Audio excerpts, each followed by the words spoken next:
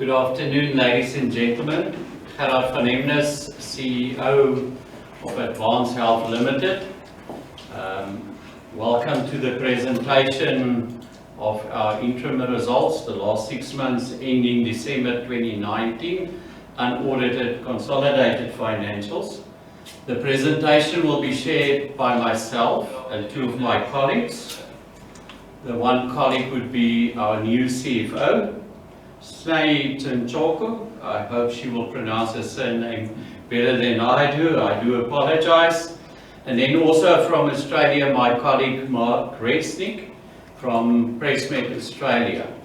I'm first going to ask Snei to present the financial performance up till December, and then I will have a few comments around the strategy and where we are and where we're heading with this, and then we'll ask Mark to present Pressmed Australia. Thank you very much.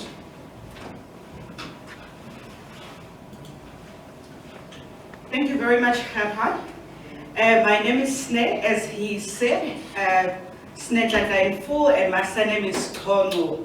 Yeah, I hope next year we'll get it right, but yeah, so it's Tono. So I'm very honored this afternoon to present to you this beautiful result that we've achieved in the first 6 months of 2020 financial year, starting from the 1st of July to the 31st of December 2019. I will just want to talk through the format of the presentation first, because I think you would be aware, or some of you might not be aware, but there is a new standard that was adopted in our environment from the beginning of the financial year, which is called IFRS 16, which has a very major impact in both the income statement and the balance sheet. And just to make sure that we have numbers that are comparable to prior years so that we can understand exactly what has happened, whether the business is growing or it's going backwards, we have presented both of the views.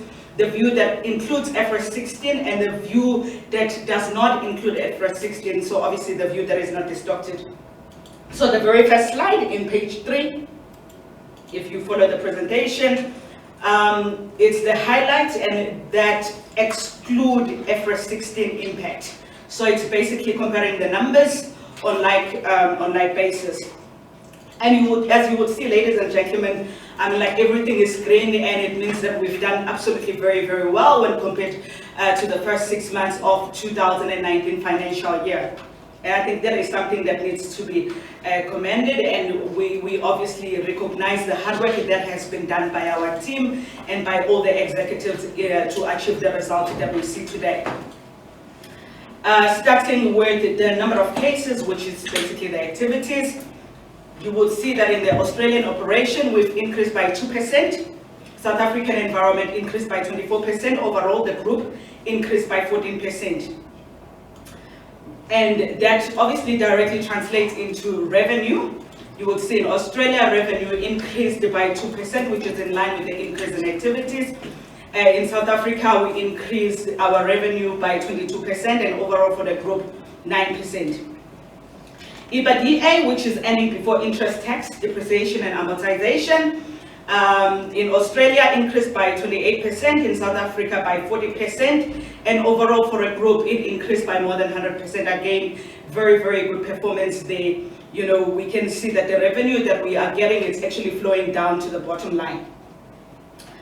Profit loss before tax, after tax, sorry, in the Australian environment, it increased by 60%, so there is profit in Australia, better than last year by 60%. In the South African environment, it is the losses that have reduced by 10% when compared to the first 6 months of 2019 financial year.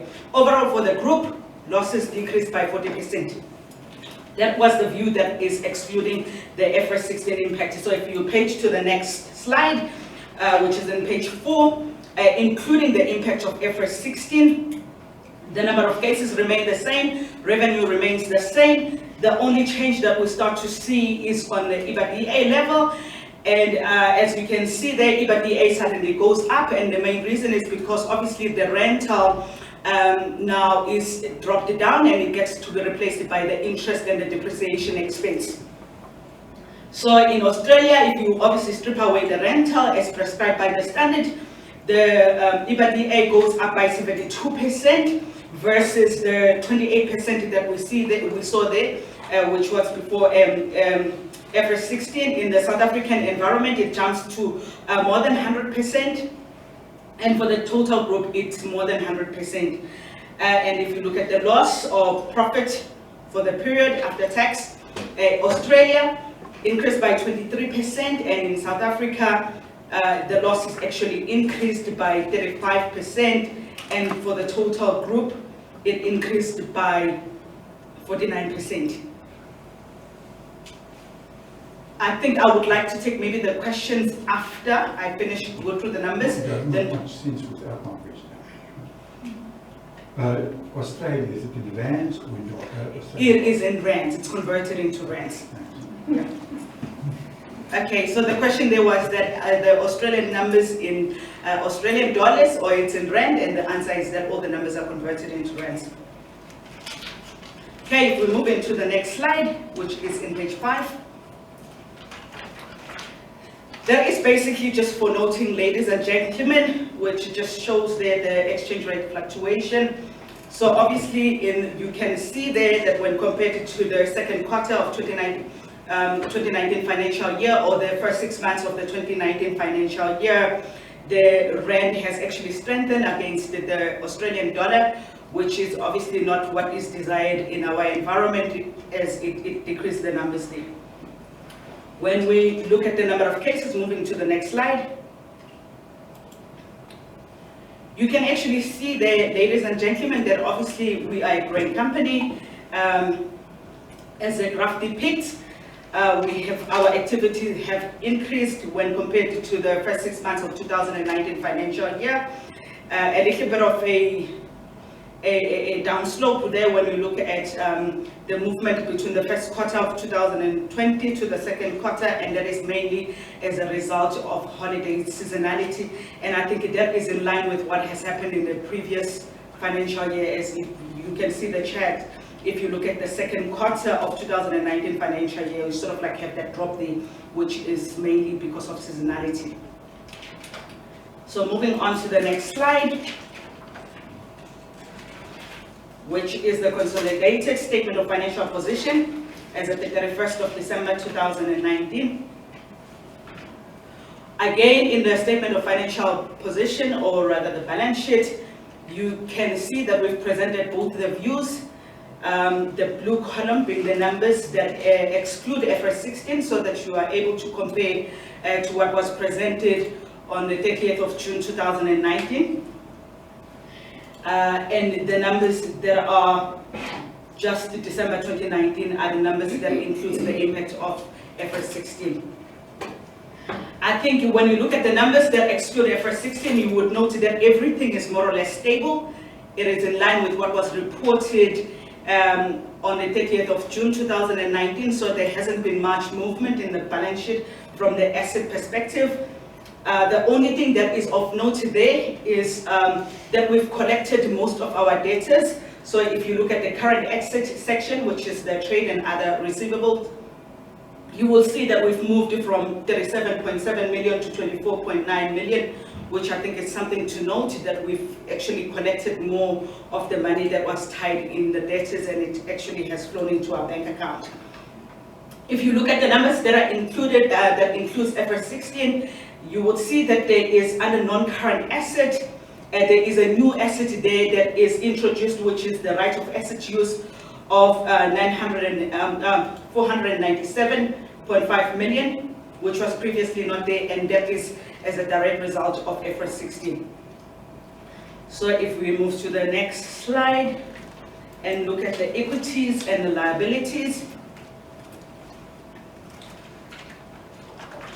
Again, in the equity section, you would note that there is not much of a change from what was reported on the 30th of June 2019.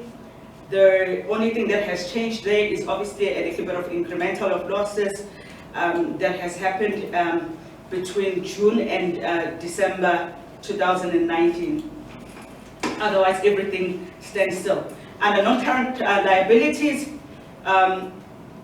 nothing has changed. If you look at the view, which is the blue part, that exclude IFRS 16, everything has more or less remained the same. But if you look at the view that includes IFRS 16, you will see again that there is new liability there that is called a lease liability, which is obviously as a result of a change in standard of 506 million or 506 million that is introduced there. Moving on to the next slide, the income statement. I think I will dwell a bit on this one because I think this is the story that we want to tell to our shareholders out there, that we've actually done a very good job in the first 6 months of the 2020 financial year. So if you look at revenue, as was seen in the first slide, you can actually see an increase of 9%, moving from a 244 million to 265 million.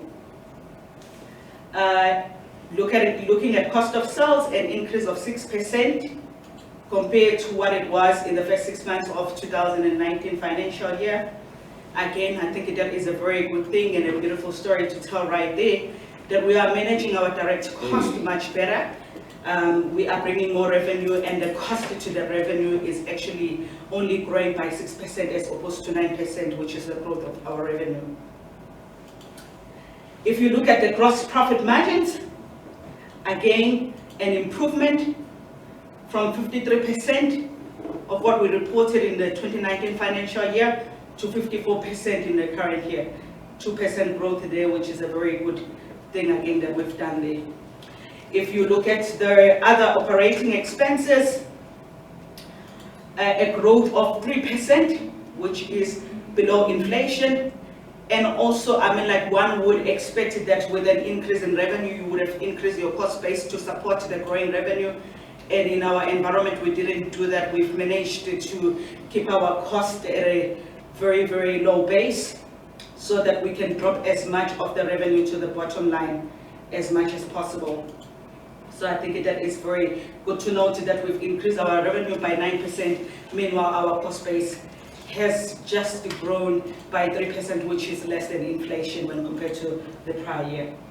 If you look at EBITDA, you would note that it has increased by more than 100% from 4.5 million that we reported in the first 6 months of 2019 financial year to 14.8 million in the current year. I'm looking at the figures that are excluding IFRS 16. And if you look at the loss before taxation from continuing operations, you can actually see there that we have improved those losses from 21.3 million that we reported in the first 6 months of 2019 financial year to 13.1 million in the current financial year, or rather the first 6 months of the 2020 financial year. Again, I think that is very, very nice. We're moving in the right direction, as much as we haven't reached our break-even point, but I think we are moving in the right direction, and we are confident and comfortable that we will get this company in a break-even point and into the profitability status going forward. If you look at the profit after taxation, obviously being reduced there by the deferred tax component, we are reporting an improved losses from a 15.4 million that we reported in the first 6 months of 2019 financial year to 9.3 million in the current year. Again, I think it is a very huge improvement because we are basically 40% better than what we were last year. Looking at the loss or loss per share, an improvement of 40% again from what it was in the first 6 months of the 2019 financial year, which was a loss of 6.21 rand to 3.75 rand in the first 6 months of 2020 financial year. Okay, moving to the statement of cash flow position.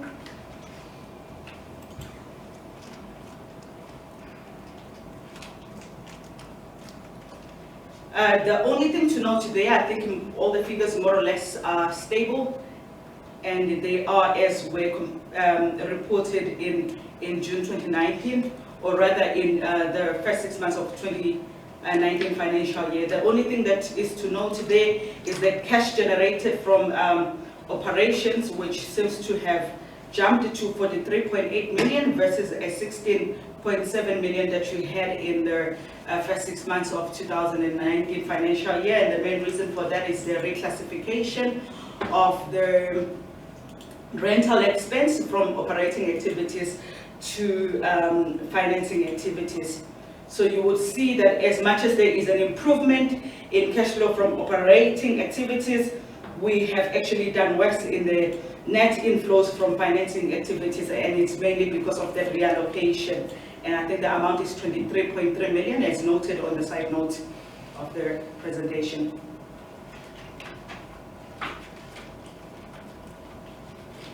Moving over to the statement of changes in equity.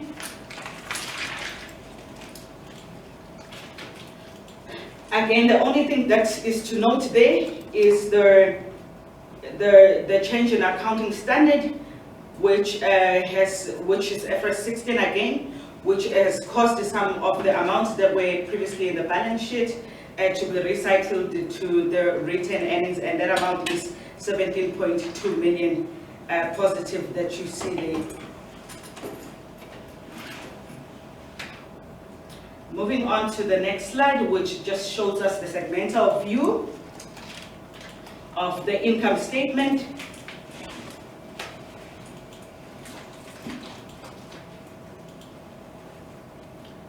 You would note that for both South African environment and the Australian environment, when you look at the revenue, we have improved for both the segments. In South Africa, moving from 95.9 million, from 78.3 million to 95.9 million. In the Australian environment, moving from 165.6 million to 169.5 million. And obviously, which has given us the gross increase there of the 265.4 million versus the 244.1 million in the first 6 months of 2019 financial year. The other thing that is to note there, the interest expense. You would note that if you look at the numbers, that includes the IFRS 16 impact, that the interest expense for South Africa has grown drastically, and that is merely because most of our leases in the South African environment are still very new, meaning that the liability that is caused by IFRS 16 is very, very high, and obviously making the interest component there to be high. Loss or profit before tax. South Africa reported a loss, and the main reason I would assume that we already know that the South African environment, the operation in the South African environment are fairly new as opposed to the Australian environment, which is quite a very mature and a stable market that has existed over the years. And they are obviously in a profitable status when compared to the South African environment, which is still in a loss-making status. But again, you would see that even though South Africa is still making losses, but those losses have improved as opposed to what we reported in the first 6 months of 2019 financial year, which was 23.5 million to 21.1 that we are reporting in the current financial year. Australia's profit have increased from 8.3 million to 13.3 million in the current financial year, or rather in the first 6 months of the current financial year. Looking at the ratios,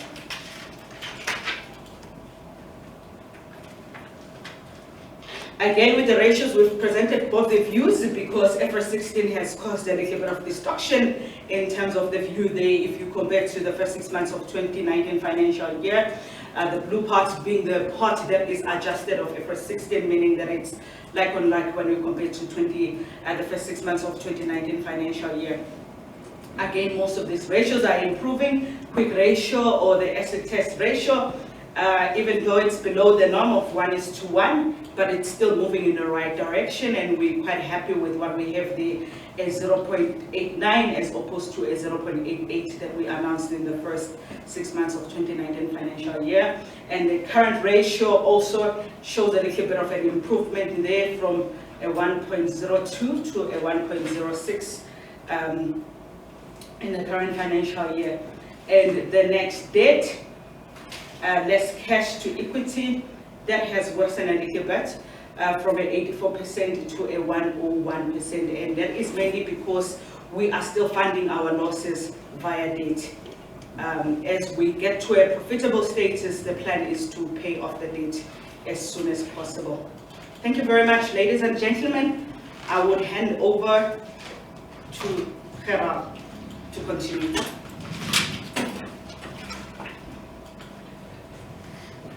Thank you, Snake. Well done. Ladies and gentlemen, I think it leaves us at a position where you would at least see we're moving in the right direction. We are also frustrated and disappointed that we are not further ahead with our progress. However, that being said, if I look at all the share prices of hospital groups listed, it's all a bit disappointing, and I think the two things that has not been factored properly or taken into account over the last 5 years, it's the sluggish economy and the cost of competition. However, where does it leave us to move forward? If you allow me to make a few comments, our focus is obviously to find the optimal level of advanced health, and that talks to case mix, so that we can look after the gross profit of all the procedures in theatre. It talks to procurement strategy and also to our marketing efforts that we make. Then we would like to become an active contributor to the low-cost healthcare in South Africa. We do foresee ourselves playing a significant part in a national health insurance, but also currently where medical schemes are under pressure with their increases that's been always higher than inflation, they need to move on their cost as well, which they cover through the medical aids. Then obviously we want to participate in the mobility of highly skilled healthcare specialists. What do I mean by that in layman's terms? I'm basically saying we want to create alternatives for specialists that they're not necessarily limited or restricted to 1 or 2 acute hospitals in which they have to operate, but they can also have a different scenario, and that will move the skill around, and it will give some mobility in the sense that more people will have access closer to a certain radius of their own suburb. In a highly dominated market, we would like to be becoming more of somebody that stimulates the market, so that medical schemes don't necessarily have to take the tariff increases as presented by the 3 big groups to them, but also allow small players like ourselves to come in with some price cutting exercise. And then for the member, it would have more choice, which should be financially beneficial for the healthcare into the future. Okay. Just maybe the story up till now. Obviously, it was a very aggressive growth. As you can see, we started in 2014, and 5 years later, we opened our 11th day hospital.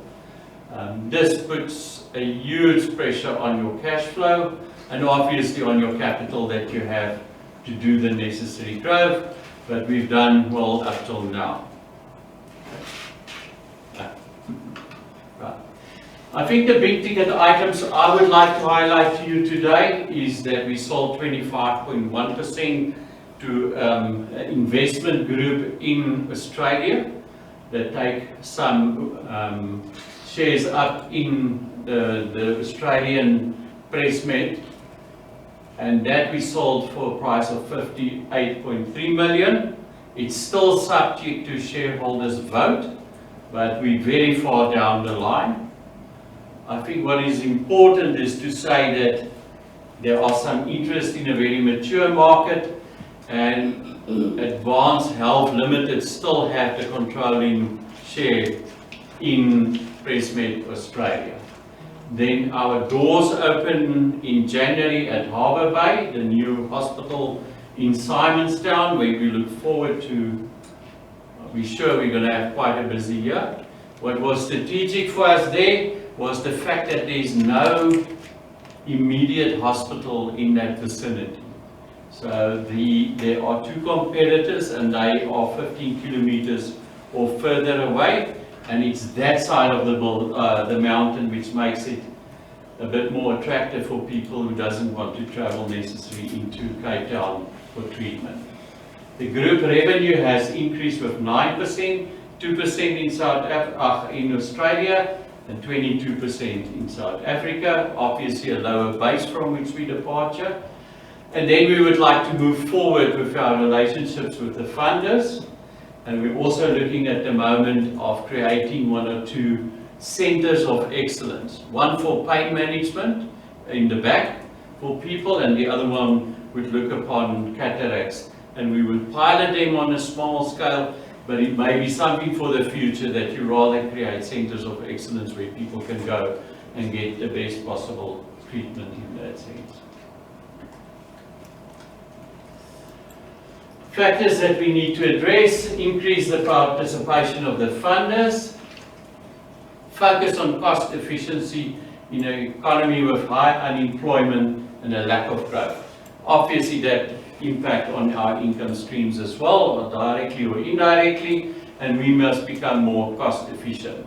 Then attend to the influence of the 3 big hospital groups so that we can play our part in the value chain. It gives options, it allows medical schemes to negotiate better prices overall, but most importantly, it positions us in a very nice niche market at the moment. And then find cooperation with other day hospitals in order to create a footprint or network in South Africa. The medical schemes in South Africa, part of their regulations and regulatory environment requires that if you provide a plan or option, that must be equal to everybody in that plan. So when we want to say day hospitals must be prominent and significant in a certain plan or option of theirs, we need to have a proper footprint, and that's what we're working towards with the other day hospitals. Then lastly, where are we going with our marketing initiatives, and where are we going to find more utilization? We need to increase the occupancy, strong revenue growth, which we currently achieve, and we would like to continue on that. Discipline utilization trends, which speaks to the case mix. Not all procedures has the same cost of sales or percentage to that, so you obviously want a certain mix to ensure that you have a reasonable gross profit with overall for a facility, and then working with the various medical schemes as already mentioned. Then what's our core focus on marketing initiative? We want to refine our strategy. One is theatre optimization. That requires us to engage with doctors and specialists more and convince them that it's an easier, friendlier environment. You're never bumped out of theatre because there's no emergencies. You always have the same scrub system. It's a lot easier when it comes to administration. There's a number of things that plays a part. Improve surgery diversity, nursing excellence and patient satisfaction, which we quite have good quality and standards of already. Wider referral basis, which is something that we work on, especially from the GP to the specialist, and then that the specialists come and do their procedures in our hospitals, and then possible private-public partnership opportunities that we're looking at the moment, as well as community outreach, which is our CSI programs. Thank you. I'm now going to introduce my colleague Mark to talk about the Australia performance. Thank you. Can I use this one? Yeah, there you go. Right, good afternoon everybody. I'll just take you through half a dozen slides. At the end of it, please feel comfortable to ask me any questions and explanations to you. And I thought it's best we'll just run through these.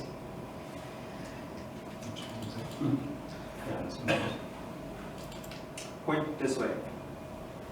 That way. No. Give me the other one. Ah,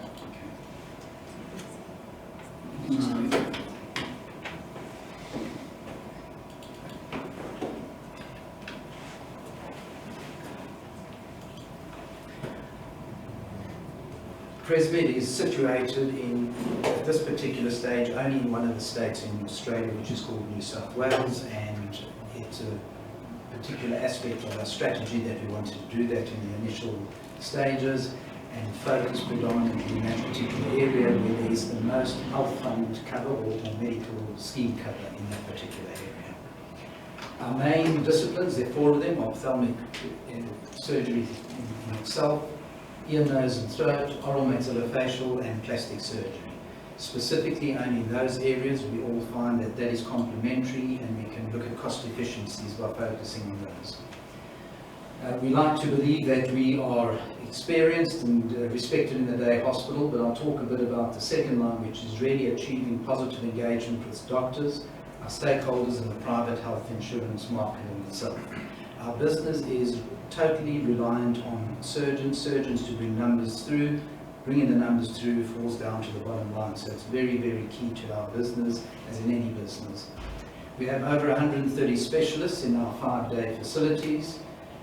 All of the facilities do have state-of-the-art of equipment, which is obviously a huge capex item, but the competitive market is so intense there, we have to keep up with that type of business. Our model is a different model to some of the other models there, where we do not employ doctors. Some of our competition do, they buy them out and employ them, but we rather partner with our doctors. We believe they must be the captain of their own ships, and we need to work with them, and we offer shareholding in our facilities, and by offering shareholding, there is an inherent stake and a support of the business going forward. Just a very brief timeline for us. We first started very small in 1997, where we set up our first ophthalmic facility. In 2000, we partnered with 7 doctors, and this is the key that I spoke about. It's all about partnering. It's getting an initial base of doctors to work together and trying to drive the business forward. In 2004, we went into another area, partnered with 5 doctors there and set up in a suburb called Epping. In 2010, we went to the northern part of Sydney, about an hour and a half drive north of it, to a place called Central Coast, partnered with 5 doctors there, and set up the only laser vision facility in the whole of that particular area. We chose that area because cataract surgery is predominantly 60 years plus, most of the population, and that's a retirement area, and that was specific why we went there. 2015, we then partnered with another 4 ENT surgeons. We acquired their business, which was a specific ENT day surgery facility. And in 2016, we moved into the Chatswood Private Hospital, taking the 2 facilities into one particular hospital, which has got 6 theatres. So it's a very big day hospital. In 2017, we partnered again with 4 doctors in another area called Hornsby. And in that particular year, we were very proud that we were awarded associate membership of the World Association of Eye Hospitals, and the only hospital day or overnight in Australia to have received that. 2018, we also got approval as a teaching hospital through the University of Sydney, as well as being approved as an ophthalmic registering training unit. 2019, again, we partnered with the doctor-owned group in another area. And this is specifically what I mentioned, which I'll talk about in a few minutes, where you can see where you partner with some doctors and how the growth of that leads forward. Just as a brief overview, just to give you an idea of the number of theatres that we have in our facilities when it was established. And we started with 4 surgeons, we've got 16 surgeons there now. Central Coast, 2 theatres, the laser, also started with 4 or 5 surgeons, another one joined. We've now got 17 surgeons there. Chatswood Private Hospital, in 2016 we've got 90 surgeons working at that hospital. Madison Day Surgery, 1 small theatre with 4 surgeons have remained there. And finally, MetWest, which was the latest one that we've gone into, that was in 2019, and they started with 1 doctors, and already there are 9 doctors working. So that is key and critical for the business to go forward. Just briefly, I wanted to talk about the consolidated group accounts, and this is from a financial management. Does not include IFRS because we want to do a comparison like for like. Last year, 8,300 patients. We've gone marginally up, as you see, by 2%. Our revenue, $16.1 million, gone to $16.8 million, the 2%. The EBITDA, $2 million, and this year gone up to 2.6, and the net profit before tax, 1.2 million, going to 1.8. Last year, one of the investor analysts asked me a question to say, what percentage would we like to try and achieve? You might recall we had a hospital that lost a lot of money, and we made a decision to actually close that hospital down because it was costing the company money. And they asked the question, and I said at that particular time I wanted the net profit to be to try and achieve 10% of the revenue and the EBITDA of 15%, and I'm pleased within these 6 months after we got rid of that hospital, we've now achieved that. I think it's important just to give you a flavour of our strategic focus, what we're doing. So there's a strategy and implementation. I started off, and I'll end off with this. This business is about doctors. It's about getting patients and driving patient numbers. And how do we do that? We spend an inordinate amount of time talking to new surgeons to join existing practices, and therefore trying to drive up the patients through. For a new surgeon to go and set up in an area on their own becomes very difficult for them to get patients, but larger practices can push more patients through. And obviously, to encourage our existing surgeons who do work in multiple facilities to try and consolidate and bring that work back to us. Health fund or medical scheme negotiations as a group, we can negotiate better, and we can tend to try and achieve higher rebates. We have a different structure to South Africa, the way that we are rebated. I can talk about that a bit later. And also the 4 types of specialty surgeries that we look at are called higher rebate surgeries, and that's important for us when we have fixed costs in the business. Ensuring the cost control objectives are met, this is very key and crucial to us. Management spend a lot of our time with our surgeons to work together to standardize the use of certain surgical appliances, whether it is going to be lenses or viscoelastic, etc. And therefore, by actually trying to standardize it, we can get better margins, because we cannot charge for each and every item as you can in most of the instances here. Staff development programs, we put our nursing staff through that, because nursing staff are clinically trained, but this is a business as well. We need to get them to understand the financial aspects, which has proved successful too. Efficiency in cash collection, at the same time as getting that through. Our strong focus, we ensure that 95% is within the 30 days, and we achieve that, and I'm very delighted to say that in the last financial year we did not have one bad debt in our business. And finally, the 5th one is pursuing investment opportunities. Following our recent strategic investment in MetWest, that's the last one I showed in 2019, we've identified several other opportunities in the Australian market, and we remain in communication with these day hospitals, and hopefully at the next time that I'm here I'm able to say that we have achieved something further.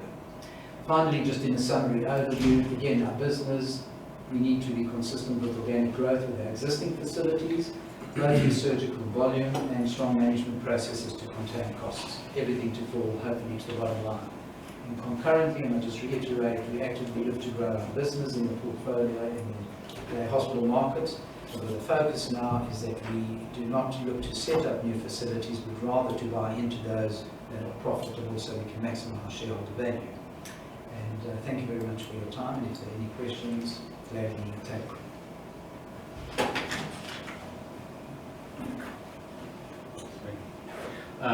That's any questions, not only for Australia. So we are available afterwards if you want to engage us. But if you want to ask a question now, please do.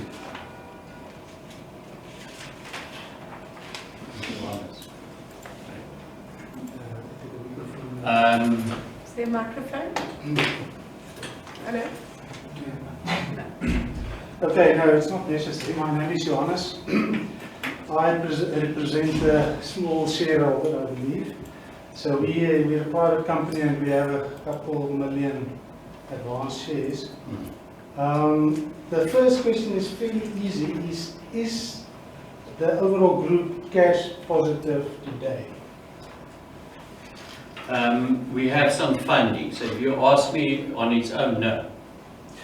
Because I remember on a previous presentation, I think it was, I picked it up somewhere that it was stated that you are sort of cash positive, meaning over the next 6 months, will we see, apart from that 58 million that would be flowing in, will we see that liability coming down? Because Yes. we would, I think we're anxious to see Yeah.